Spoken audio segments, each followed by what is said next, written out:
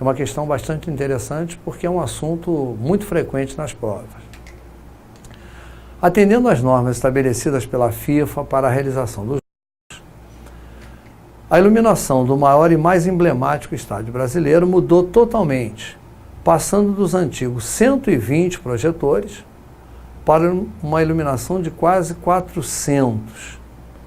Então, ele informa que o estádio do Maracanã apresentava 120 projetores e tem atualmente, após essas reformas, 400 projetores com uma potência de 2.000 watts cada um.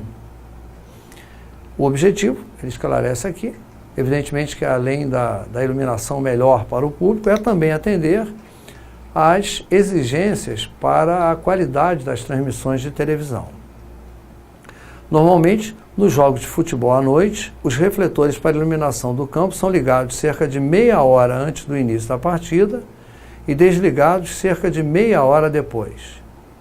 Uma partida de futebol, acho que não precisa dizer para cada um de nós aqui, brasileiros apaixonados por futebol, tem duração de aproximadamente 90 minutos.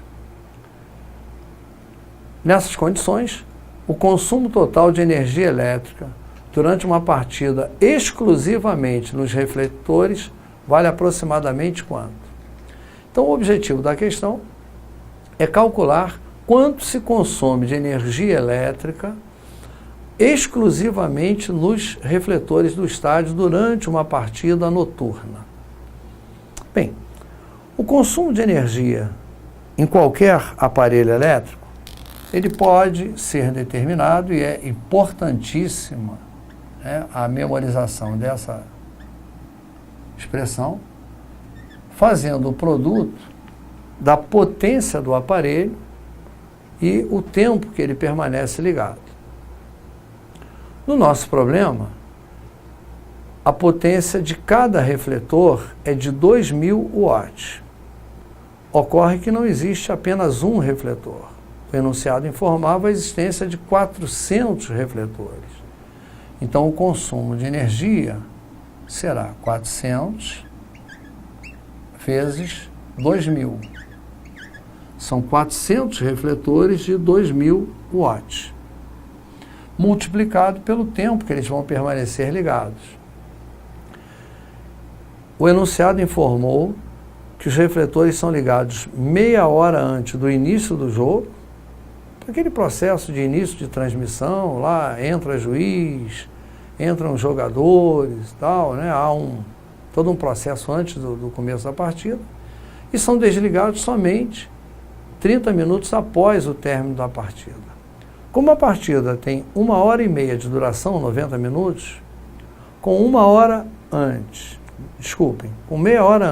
e meia hora depois, nós temos 1 hora a mais. Portanto, o tempo de permanência dos refletores ligados é de 2h30, 2,5 horas. Então, são 400 refletores de 2.000 watts, 2h30 ligados. 90 minutos do jogo, meia hora antes, meia hora depois. Este produto resultará, vamos fazer aqui as contas, eu faria, para agilizar, o 4 multiplicado por 2,5 como 10. 4 multiplicado por 2,5, 10. Com mais os 2 zeros, eu vou botar aqui, 1.000 vezes 2.000. Isso aqui vai dar como resultado 2 milhões de watts-hora.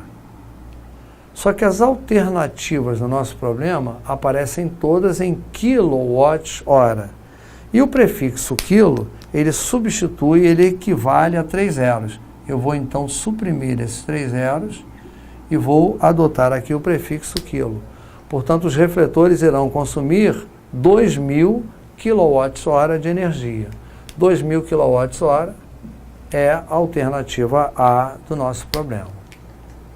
Temos aí, então, resolvida a questão de eletricidade do nosso simulado. A questão atual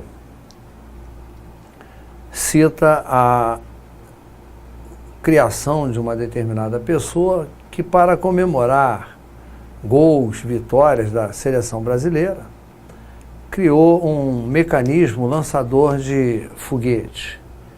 E no enunciado, ele informa que, a princípio, a massa de combustível corresponde a um alto percentual de massa total do foguete. Porém, à medida que queima, o combustível não deixa resíduos e provoca uma força vertical constante de 1,5 newtons. Seria interessante informar que essa força provocada pela queima do combustível faz com que o foguete seja empurrado para cima. Na verdade, nós temos aí um princípio de ação e reação. Você pode observar no lançamento de uma nave, por exemplo, nós temos os gases sendo fortemente ejetados para baixo, à medida que são queimados, e com isso há o impulso do foguete para cima. Os gases são empurrados para baixo, o foguete é empurrado para cima. Nós temos ação e reação. A força que movimenta, a força que empurra o foguete para cima, ela é, olha lá, vertical, de valor 1,5 newtons. A massa de combustível decresce uniformemente de acordo com o gráfico a seguir. Nós vamos então fazer uma análise do gráfico. Eu tenho aqui, ó, massa em gramas e o tempo em segundos. No instante zero, que é o momento que eu acendo lá o foguete para que ele seja lançado, a massa é de 240 gramas. E ela vai decrescendo linearmente, de forma que 8 segundos depois ela se extingue, ela chega a zero. Se ela decresce 240 gramas em 8 segundos, fazendo esta rápida divisão, 240 em 8 segundos, eu concluo que ela decresce à razão de 30 gramas por segundo. A cada segundo, a massa do foguete diminui 30 gramas. Então ela começa com 240, um segundo depois cai para 210, para 180 e assim sucessivamente. Considere que neste dispositivo os atritos são desprezíveis, que a aceleração da gravidade vale 10 metros por segundo ao quadrado. Considerando t igual a zero, o instante em que o combustível começou a queimar, então o foguete passou a se mover a partir de que instante? No nosso problema, precisamos então levar em consideração que o foguete se encontra ligado ao dispositivo lançador. Nesse momento, nós teríamos como forças principais atuando sobre o foguete o seu peso, a força com que ele é atraído pelo nosso planeta para baixo. E se ele tem uma massa de 240 gramas, 240 gramas corresponde a 0,24 quilos. Eu ando 1, 2, 3 casas e converto de grama para quilograma. É fundamental que eu converta a massa para quilograma para que eu possa obter o peso do foguete em newton. O peso de um corpo, ele pode ser obtido multiplicando a sua massa pela gravidade. A massa do foguete é 0,24 quilos, a gravidade 10. Eu concluo então que o foguete pesa inicialmente 2,4 newtons. O peso inicial do foguete é de 2,4 newtons. O combustível, ao ser queimado, ejeta os gases para baixo e com isso empurra o foguete para cima. E essa força aplicada pelo combustível, segundo o problema, ela é constante e ela tem valor de 1,5 newtons.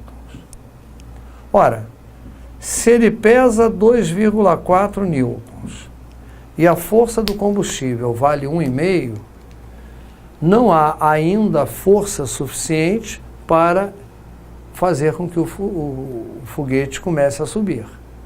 Porém, a cada segundo, a massa do foguete reduz 30 gramas. Portanto, um segundo depois, essa massa não será mais 240 gramas, ela será de 210 gramas, ou 0,21 quilos. O que significa que, neste momento, o foguete terá um peso de 2,1 newtons, multiplicando a massa, agora 0,21, pela gravidade 10. Ainda insuficiente para fazê-lo subir, porque o peso ainda é maior do que a força transmitida pelos combustíveis. É evidente que não vamos ficar fazendo passo a passo, porque este não é o procedimento mais adequado. Embora no problema tenhamos um intervalo de tempo relativamente curto, mas se fosse um intervalo longo, ficaríamos uma eternidade para chegar a essa conclusão. Qual seria, então, o procedimento adequado para chegarmos à resposta? O combustível só terá força suficiente para erguer, de fato, o foguete quando estiver fazendo uma força superior ao peso do foguete. O peso do foguete vai diminuindo de inicial 2,4 newtons. No momento que chegar a 1,5 newtons, nós diremos que ele está na iminência, está prestes a entrar em movimento. Ora, para que ele caia dos 240 gramas, que corresponde a 0,24 quilos, para 150 gramas, que vai corresponder a 0,15 quilos, ou um peso de 1,5 newtons, é necessária uma redução de 90 gramas, vejam, uma redução de 90 gramas na massa do foguete. Como ele reduz 30 gramas a cada segundo, eu não preciso recorrer a cálculos, eu conseguiria fazer mentalmente. Se ele reduz 30 gramas a cada 1 segundo, 90 gramas ele reduz em 3 segundos. Mas, se quisermos organizar uma regrinha de 3, podemos chegar a essa mesma conclusão. 30 gramas ele reduz em 1 segundo. 90 gramas ele reduz em X segundos. Maior massa, maior tempo. Nós temos uma regra de 3 direta. Eu, então, resolvo a regra de 3 direta multiplicando o cruzado, dizendo que 30x é igual a 90. Ou x é igual a 90 dividido por 30. X é igual a 3 segundos. Então, são necessários 3 segundos de combustível queimando para que, a partir dali, então, o foguete seja lançado. Voltando lá ao enunciado, o foguete passou a se mover a partir do instante 3. A partir do instante 3, eu vou ter o lançamento do foguete do nosso problema. Letra B responde corretamente a nossa questão. A questão 14, ainda no campo da mecânica, análise de forças, movimento, descreve a seguinte situação. Num recipiente contendo glicerina, é largada uma pedra a partir da superfície. Devido à grande resistência ao movimento da pedra exercida pelo líquido, observa-se que a velocidade com que ela afunda varia em função do tempo, segundo o gráfico a seguir. A glicerina, assim como o mel, por exemplo, alguns óleos, é um líquido que apresenta uma viscosidade muito alta. E o que seria essa viscosidade? Imagine que se eu tenho um copo com água e viro, a água escorre bem rapidamente do copo para o chão. Já se esse copo contém mel, ou glicerina, ou um óleo, e faço a mesma coisa e viro o copo, ele vai escorrer também, só que com uma velocidade muito menor do que a água. Há um atrito interno muito grande que nós identificamos como viscosidade. Então eu disponho de um recipiente, vamos imaginar um recipiente de vidro, com um tamanho razoável, em que um pequeno objeto, no caso o objeto é uma pedra, é largada na superfície. Pelo fato da pedra ser mais densa, ela irá afundar na glicerina. No entanto, a sua velocidade se comporta conforme o gráfico ali sugere. Ela tem inicialmente um valor zero. À medida que o tempo vai passando, a velocidade da pedra vai aumentando, mas ela não aumenta o tempo todo. Ela passa a estabilizar a partir de um determinado instante. Durante os 4 segundos iniciais, a velocidade vai aumentando de 0 a 3 metros por segundo, para depois permanecer estável nesse valor aí. Nós temos duas situações distintas. Num primeiro momento, a pedra está afundando e acelerando, e depois ela estabiliza a sua velocidade. Bom, o fato dela estabilizar a velocidade significa que ela sofreu a ação de alguma força que, contrária ao seu movimento, impediu que ela continuasse acelerando, aumentando a sua velocidade. E essa força nós interpretamos como sendo uma resistência do líquido, uma força de oposição ao movimento da pedra. Poderíamos, simplificadamente, descrever a situação através aqui dessa figura. Eu estou supondo este o meu recipiente contendo glicerina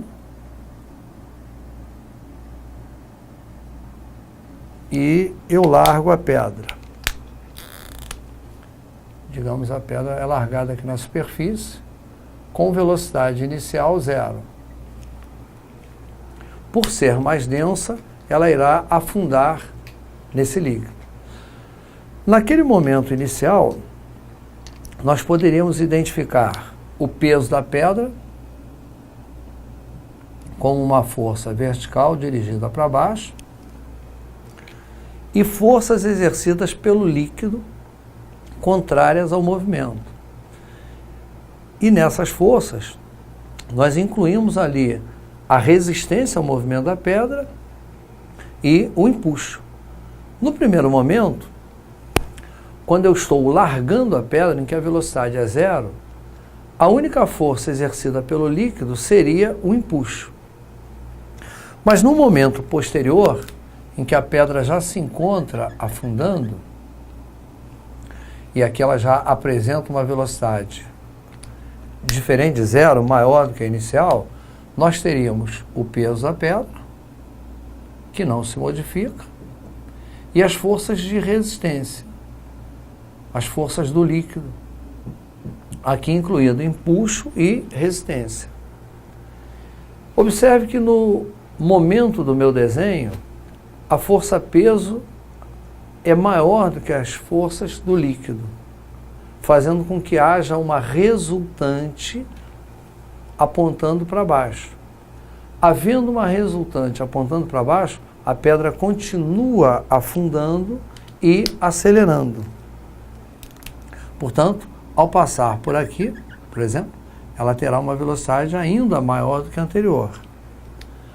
À medida que a velocidade aumenta, essas forças exercidas pelo líquido aumentam de valor até que haverá um instante em que a força-peso e as forças do líquido, vejam, serão iguais e opostas. Se elas são iguais e opostas, a soma dessas forças vale zero. O fato da soma ser zero significa que a pedra vai estacionar, vai parar naquele ponto? Evidentemente que não. Ela vai continuar afundando. Apenas não irá acelerar mais. Se não há resultante, não há aceleração. Então poderíamos dizer que esta situação corresponde ao instante zero, o momento que eu larguei a pedra, e esta situação corresponde ao instante 4 segundos, instante em que a velocidade estabilizou. De 0 a 4, a velocidade veio aumentando, daqui em diante, ela continuou afundando, porém com velocidade constante. A velocidade que tem aqui é a mesma velocidade que tem lá. Fazendo uma análise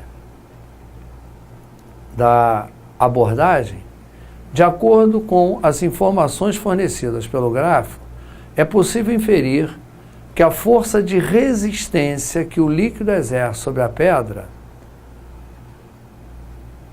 ela é crescente até o instante 4 segundos. Isto que é colocado na letra A, nós podemos evidenciar aqui na figura. Eu tenho basicamente um empuxo aqui no início, a pedra vai afundando, a força de resistência vai aumentando até igualar o peso. A partir do momento que igualou o peso, eu passo a ter resultante nula, pedra afundando com velocidade constante. Então, alternativa A. A força de resistência que o líquido exerce sobre a pedra é crescente até o instante 4? Sim. A partir do instante 4, ela atingiu o seu valor máximo, que é igual ao peso, e a resposta é correta. Evidentemente que todas as outras alternativas aqui estariam erradas, já que a letra A é a alternativa adequada para a nossa questão. Então, numa questão que exigia do candidato a capacidade de interpretar o gráfico e associar com a ação de forças atuantes sobre o objeto que afunda. Nós poderíamos, de uma forma muito parecida, descrever o movimento de um paraquedista. O paraquedista, ao sair do avião, basicamente, sofre a ação de uma única força, que seria o seu peso, e, à medida que cai, a velocidade aumenta. Então, nós diríamos que ele aqui tem uma velocidade inicial zero, aqui ele já apresenta uma velocidade, só que nesse momento identificaríamos duas forças atuando sobre o paraquedista. A força peso e as forças contrárias ao movimento. Principalmente a força exercida pelos cabos do paraquedas, puxando para cima. Se nesse momento o peso é maior que as forças contrárias ao movimento, ele continua caindo e acelerando. Então, terá aqui uma velocidade maior ainda do que apresentava naquele momento lá. O aumento da velocidade proporciona o crescimento dessas forças de resistência, até que haverá um momento em que peso e forças de resistência ao movimento são iguais e opostas. Sendo iguais e opostas, teremos, da mesma forma que na pedra, resultante nula, indicando que daí em diante o paraquedista passa a cair com velocidade constante. Portanto, mais uma vez evidenciamos que as forças de resistência de oposição ao movimento são crescentes durante essa fase inicial. Crescem até se tornar igual ao peso. Daí em diante, permanece estável, permanece constante. Esta é a solução aí da nossa questão.